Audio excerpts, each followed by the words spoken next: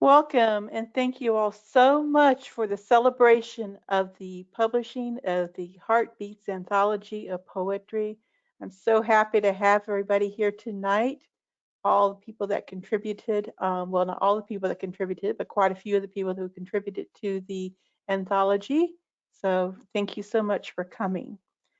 For people listening in, we're going to proceed to read 3 poems apiece. Some will come from the anthology, some will be a choice of the poet, and so we'll just go forward from there.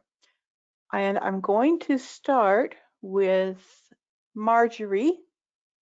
Marjorie, if you want to go ahead, and I will share my screen to show your photograph. Introduce yourself, where you're from. Yes, I'm Marjorie Maddox from Williamsport, Pennsylvania, and I'm going to read 3 poems from the anthology. Congratulations to Lisa for such a terrific anthology.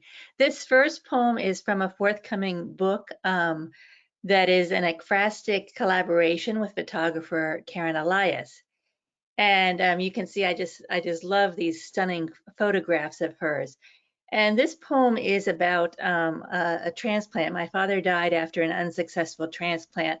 And I read that the person who receives the organs often takes on the personality traits, the likes and dislikes of the donor. Transplanted. Though they'd never met, the man with the dead man's heart inside him dreamed his donor's face, limbs, lungs, sung in his sleep the dead man's favorite song in the deep baritone voice that wasn't his own, but his, the one not known or seen or heard, except in night's deep cradle of sleep. This stranger's metronome of a heart humming behind ribs that no longer felt like his, beautiful fence for an organ lifted from someone else's afterlife. Even waking, the new old man and his heart now know nothing of old boundaries, the ones composed by the living. Instead, in bright, silent daylight, he takes his first tentative beat toward love. Mm. Thank you for showing that for me, Lisa. This next poem is part of a circulating manuscript, and I was writing some pretty heavy-duty poems, some pretty just hard topics. And so I decided to also write a series of odes to kind of go through this book to kind of lighten it up a little bit. This was written before the pandemic, but I think that it applies to what we're going through now. Ode to Almost Silence. Praise to the door clicking shut, to absence warming up the room, but not completely.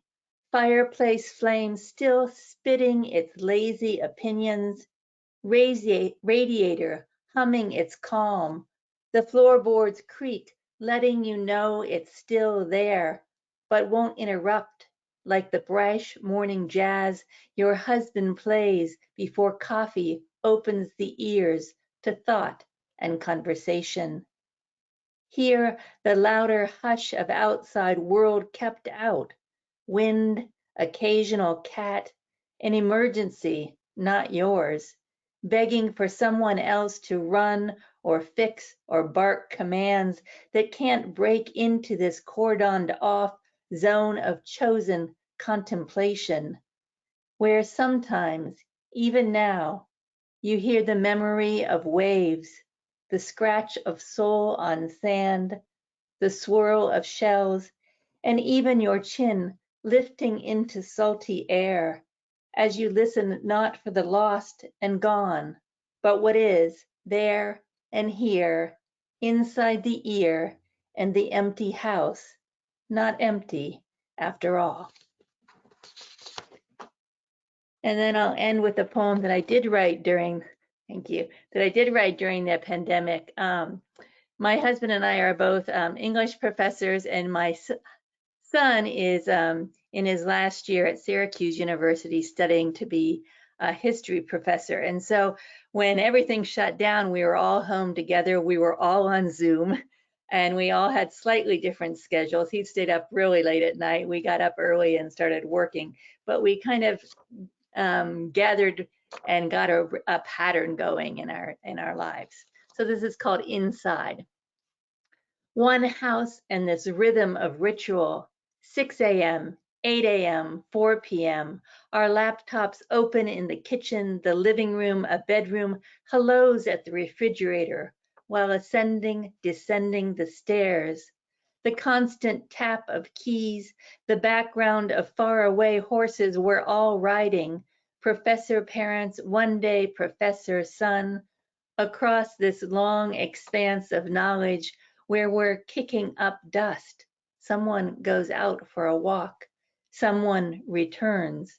On our way to a strange horizon, we hope is sunrise. Good morning, good afternoon, good night. And we gather for whatever is unfrozen or freshly baked, and we watch what makes us laugh or tear up or say, proud of you, love you, thank you. And one stays up all night writing essays, and two wake up early grading essays, and everywhere there is typing and Zoom. And on the morning and the evening of the 42nd day, there is much darkness, but also light. And it was good. It was still good. Hard to believe a 42nd day, that seemed like a long time at that moment, but thank you very much. Thank you, Marjorie. And Carrie is next.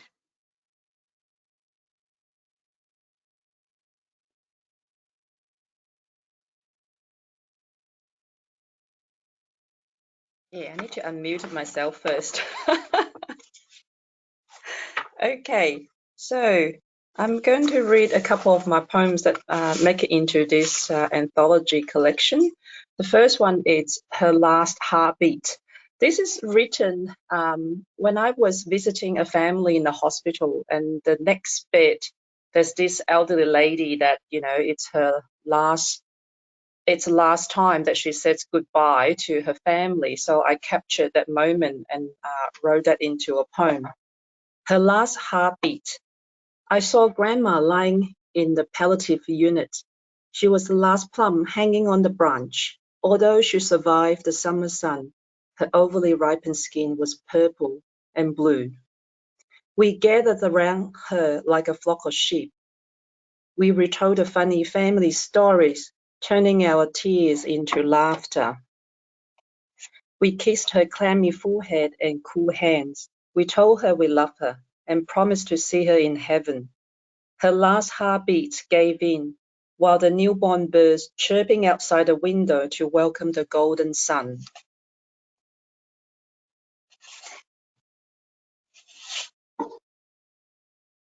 Okay, the next one is at beach is always really hot, but the ice cream van often reminds me of that cool breeze and the relief. So I wrote that into the green sleeve. I'm going to play the tune as a background. I hope that works. Green sleeves. The ocean looks extra boisterous in the middle of heat wave. A sea of vibrant tents, umbrellas and cabanas scattering along the long stretch of beach line. Children are screeching in the cascades of white foams. Everything is intensifying the scorching sand beneath our feet. I pray silently for a break of cool breeze. The sound of green sleeves is approaching like happy footsteps. I pause instantly and join in with others swarming towards the ice cream van. A newfound joy springs up with the anticipation of cool relief. The familiar melody reminds me of the forever happy place. That's all from me. Thank you very much, Carrie. Joyce? Are you unmuting me or do I do it? No, you do it. Okay. Trying to turn it on. Okay. Thank you.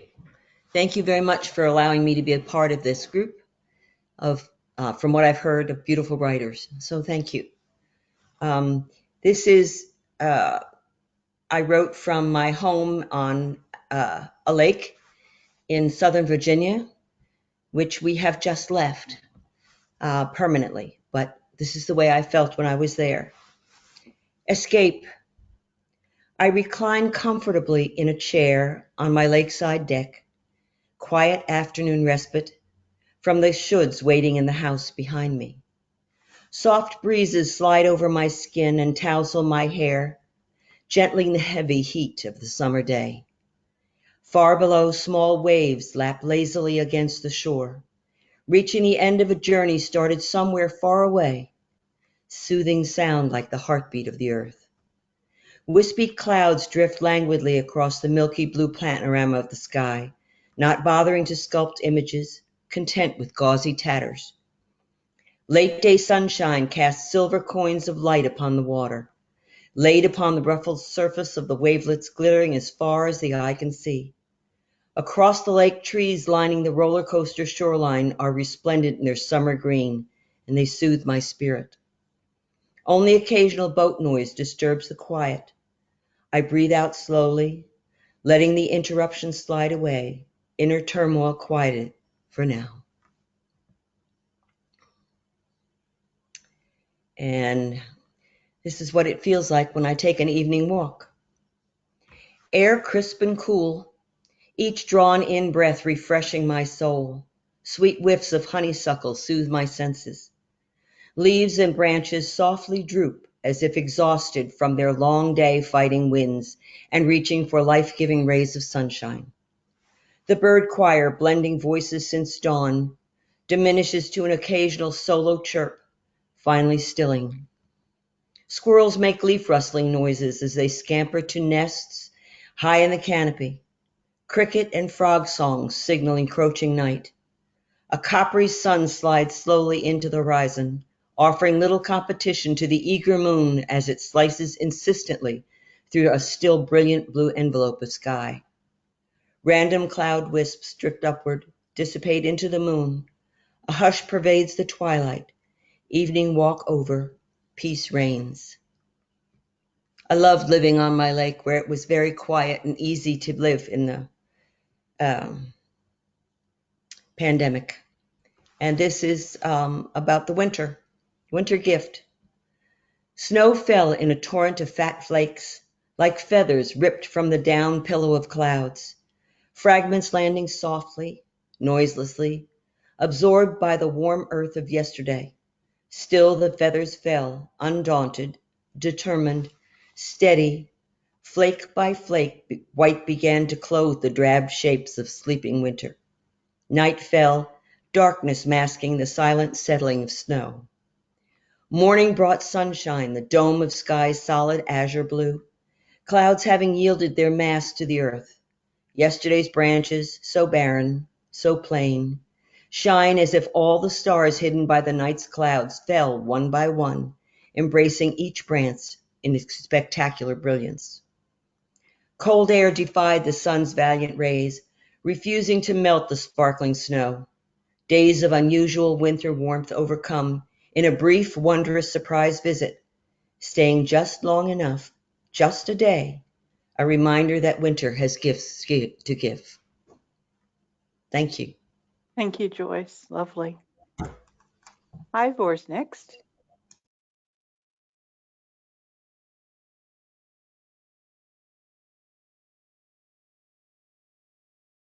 You need to unmute yourself, Ivor.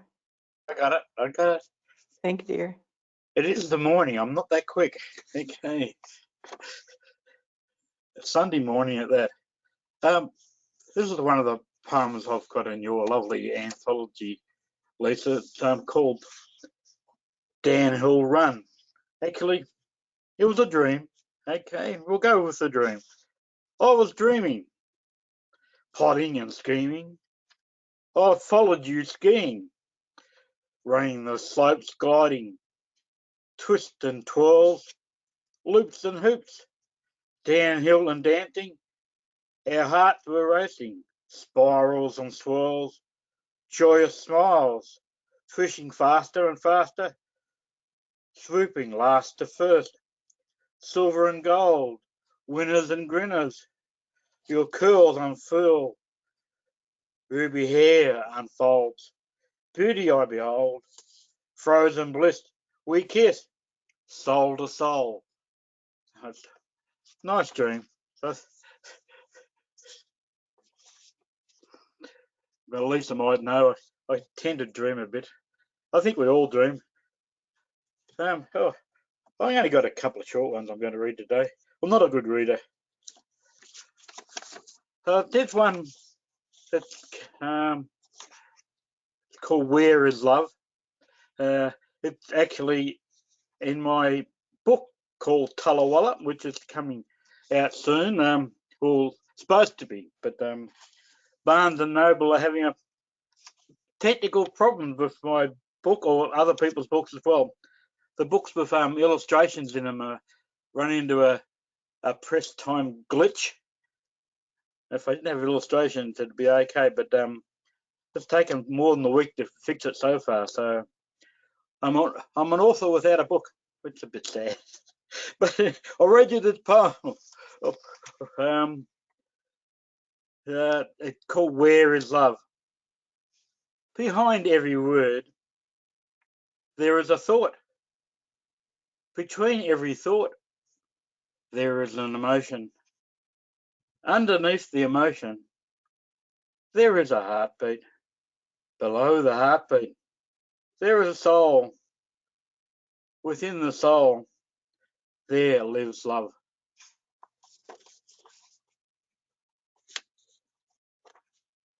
Thank you. Thank you, fellows. I think that'll do for me, Lisa. Hey. Thank you, Ivor. I'm sorry about your book, but I will say that I have read your book and had the privilege of reading it since I did an interview with you, and it's going to be a great one once it gets in people's hands. Yeah, it's really enjoyed it a lot. Bit of a glitch. It's one of those things. I think bloody pandemic. I'll blame it on the pandemic. We can blame anything we want on the pandemic, I'd say. I don't know. I think that's what the Barnes and Noble are doing at the moment. They seem to be blaming it on the COVID in their printer, a bug in their printer. Okay. Okay, that's a new one. Okay, Bart. Hi, everybody. My name is Bartholomew Barker. I'm one of the organizers, along with Lisa and JeanMarie, of Living Poetry in North Carolina, United States of America. And yeah, I've got 3 poems. I'm going to read 2 from the book, and one will be one from this month that I wrote just on Tuesday. But first, Sonnet for a Comet. With wandering Zeus and Ares guarding my back, I hunt, binoculars scanning distant trees for something even further. Orion won't help. He's resting after a busy winter. This prey is elusive and won't return for a lifetime of lifetimes. But the glow of the sun just below the horizon and the haze of humid summer conspire to shield my quarry. I won't have many more chances, but I'll try again tomorrow. Thank you. I wrote that over the summer when Comet Neowise was passing by Earth. And I actually did get to see the comet. I don't think it was the following night, but the night after that, and a couple more times. And I actually got to see it plenty of times with my binoculars and a couple of times with my naked caveman eyes.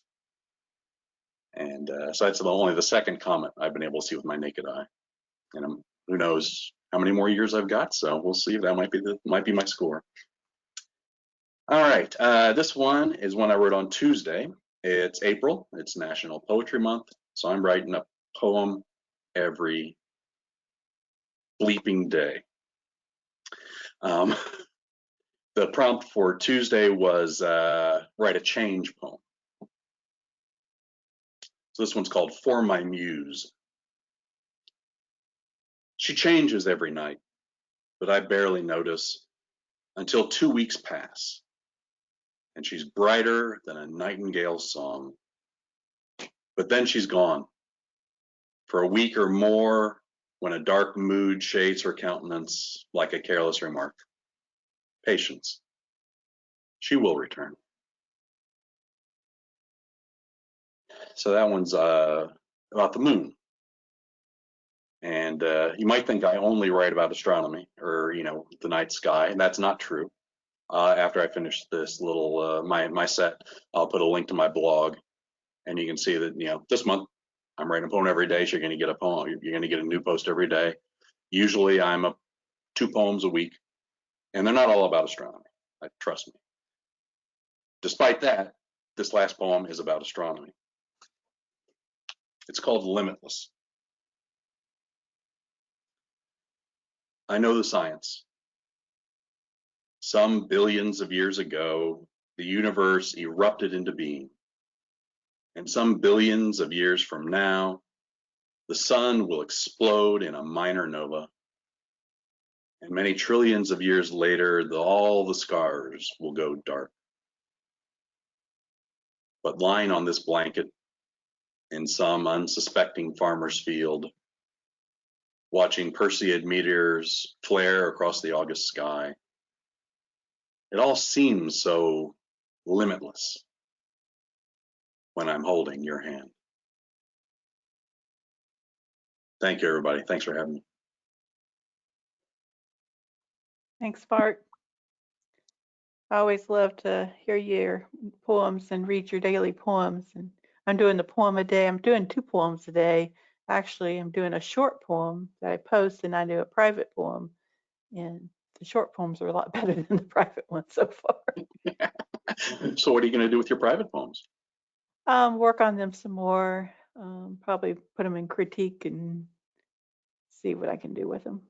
Yeah, that's the best thing about writing a poem every day is you got a lot of material for our critique workshops, which we run monthly, and we're getting a lot of demand right now. But I'm hoping we can get another one, so we maybe do twice a month, and then that way we can cover this demand. But yeah, and in sense, that's what living poetry is all about, folks. Join us. Yeah, that's great. I hope we do get another one going. Susie, you are on. Hey, I had one question for you, Lisa. When do you sleep? When do I actually go to bed between 7 and 8 most nights. I'm usually up by about 5 a.m.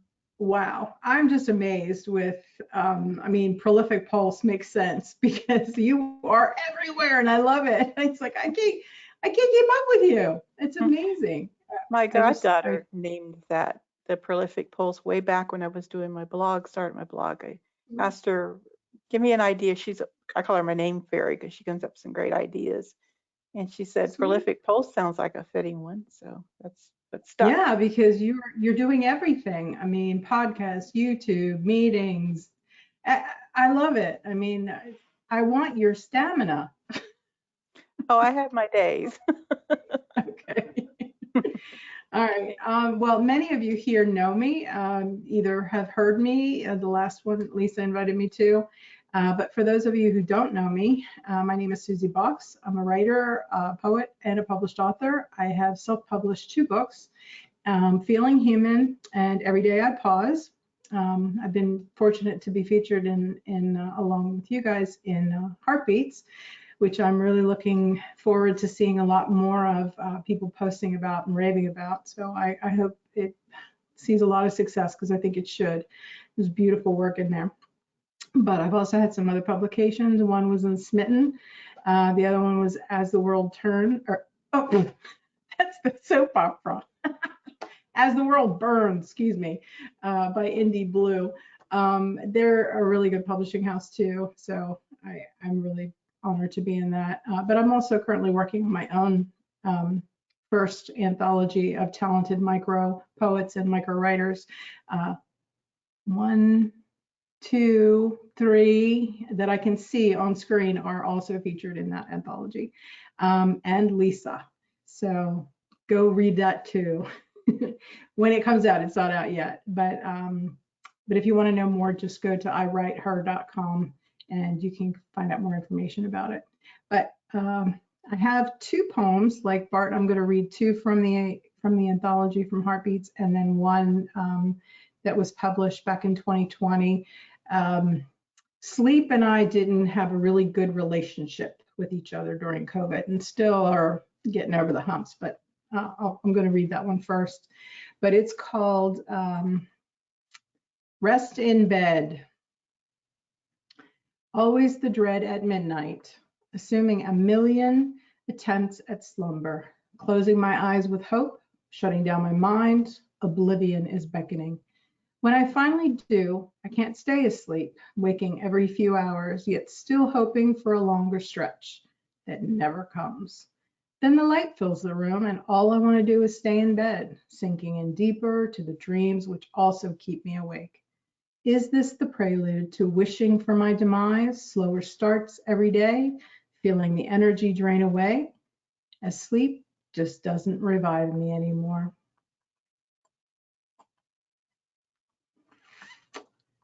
That's that.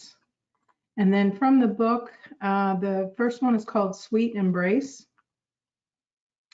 Even though life burdens us with chronic ills, unfortunate, inconvenient, and untimely they all are, but regardless of diminishing delights, despite the looming fear, our wants still long for self-determined joy. Parents, grandmothers, grandfathers, close friends, lovers, and children, and the cultural norms of some countries laid aside, we demand what once was so common, that which we've sidelined out of concern and care for the living and vulnerable.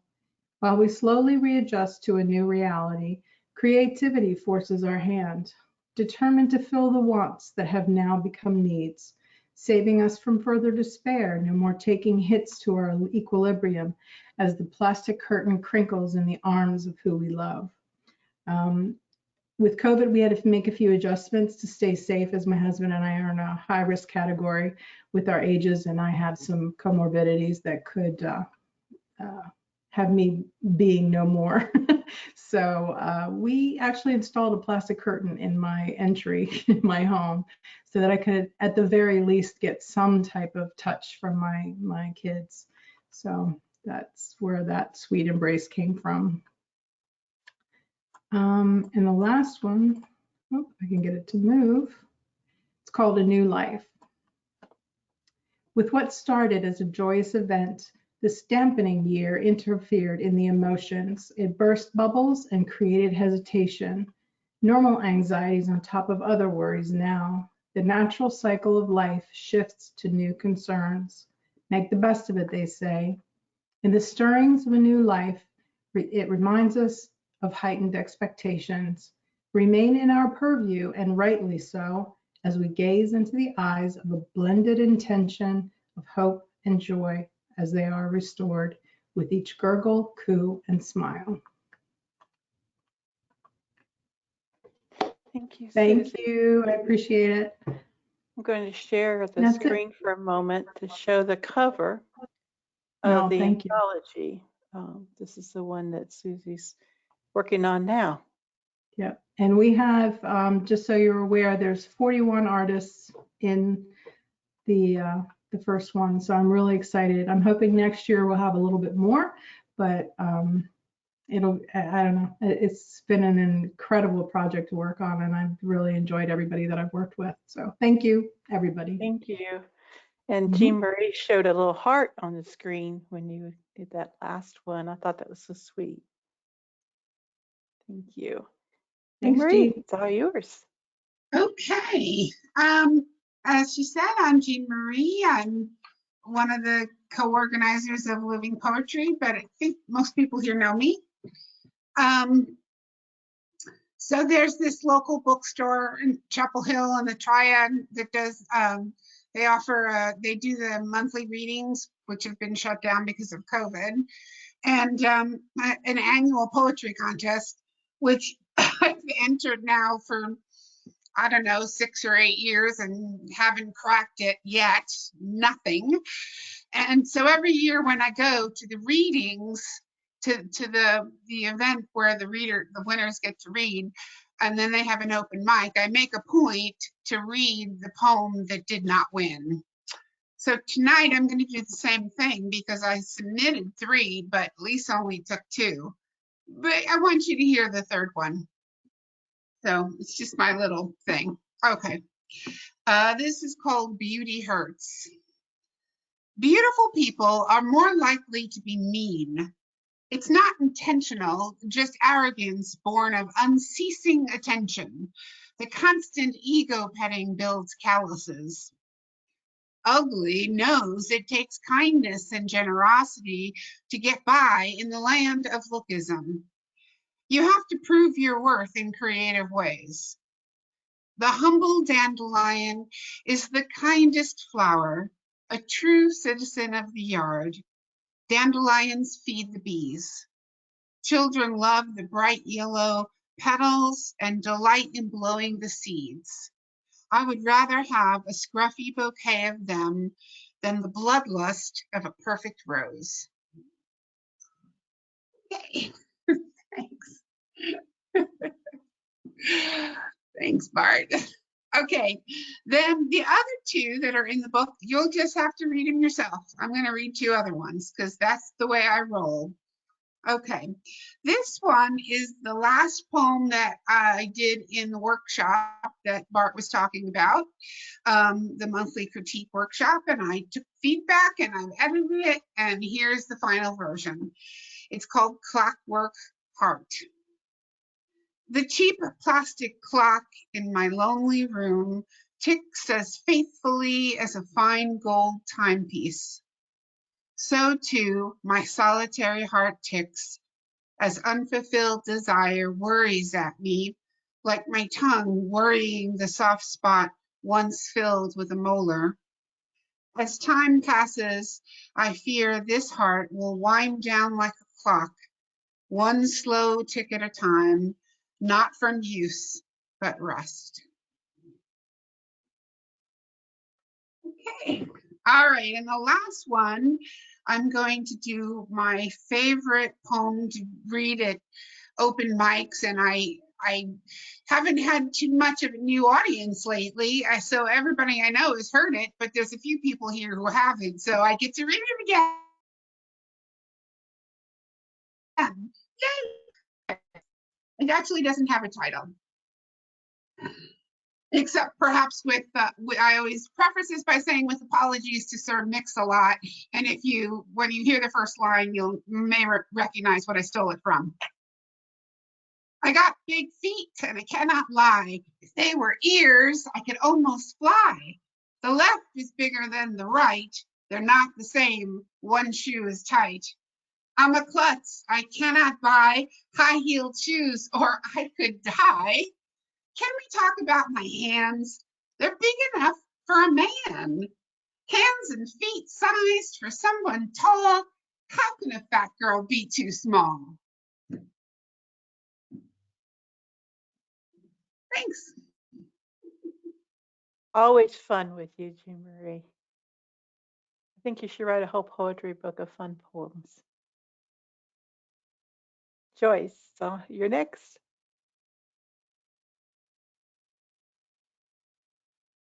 Joyce, you're up.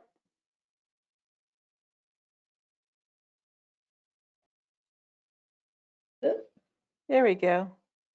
So we lost her web, but we have now the mute off.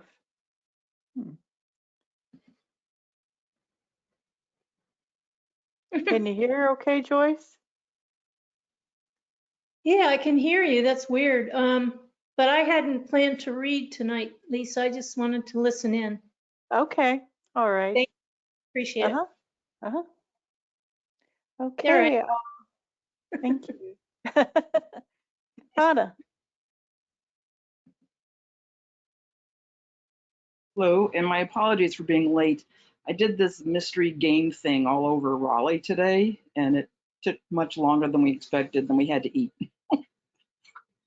So with sore feet, here I am. I'm going to read one from the anthology and then 2 from the poem a day thing for April, which I'm also doing. And I only posted one of those online on my birthday, and the others I've not put online. Okay. So the anthology, brushing myself into a new day.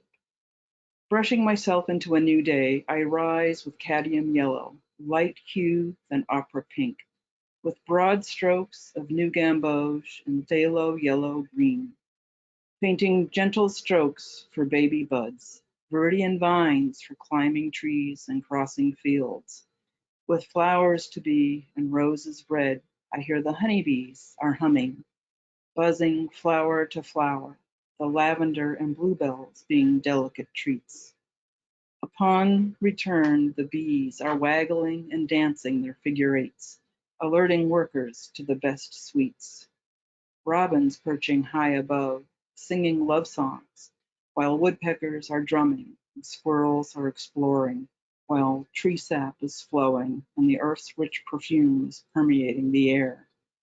Then the peepers sing their songs while I'm painting soft strokes of gentle sea blues and lavender hues with transparent yellows and Perignon orange. I slide behind the mountain, cadmium red. And this is one first poem on April 1st. My dog, who is distracting me a little bit because I've been gone all day, likes to sit on my couch at night. Only she knows. On the couch next to me, sitting up tall, head held high, she stares through slitted eyes. I avert my eyes away from her. She responds, hanging her head, eyes drooping, sad, forlorn. I sneak a sideways peek. She lifts her head, slits those eyes, staring steadily. What does it mean? Okay, thank you. And the last one, martini. Chilled glass, 4 parts gin, 1 part vermouth, extra olives. Ice cold and breezy, smooth piney notes of evergreen. And the olives, salty effervescence. It's heaven.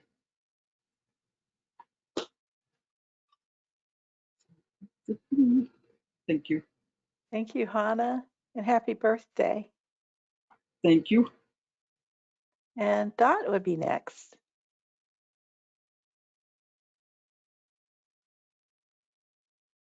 Dorothy?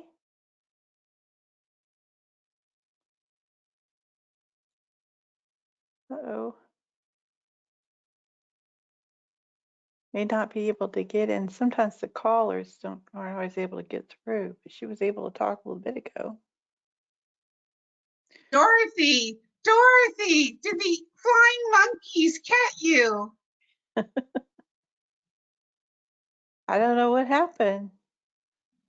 Well, I had promised someone that I would read one of their poems. Maybe Dot will be able to get in while I'm doing this. Karla Linn Merrifield is having a trouble getting into the presentation, so I told her I'd read one of her poems. It's called Safety Instructions. Cross Orlean County cornfields in March, in brimmed hat and mucklucks. Geese above and mud below, welcome spring. Journey down Colorado River rapids in May, in a dory with trustworthy spouse. Greet so many dangers in paradise. Dive into Lake Ontario this summer with both eyes wide open. Salmon will seek your company. In autumn, climb Baxter Mountain's steep trail with your best friend. Peak beauty can cause dizziness. Return again to West Virginia coal mines, collapsed in '69. Hear Daddy's ghostly prayers. Cave-ins happen anytime, everywhere. Visit again, also those graveyards at Hector, arm in arm with 2 sisters, 1 brother, our chanting may skein new nets of hope. In winter, read this poem with both hands holding open pages while seated comfortably at home. Words slay, doubts great, small, staggering, passing.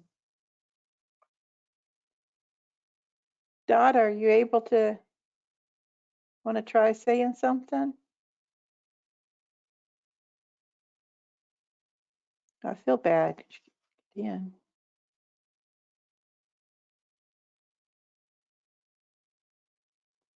Drew would like to read some poems. Jump right on in, Drew.